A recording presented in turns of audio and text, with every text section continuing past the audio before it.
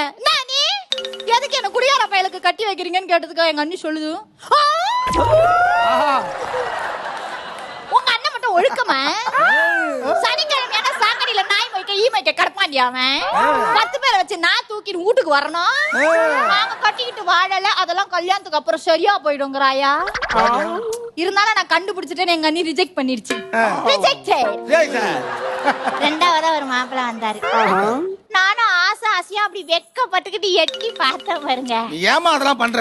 இதுங்க பொண்ணு பார்க்க வந்தா சும்மா இருக்குங்களா? எங்க பாட்டு பாடி காமி, எங்க டான்ஸ் ஆடி காமி.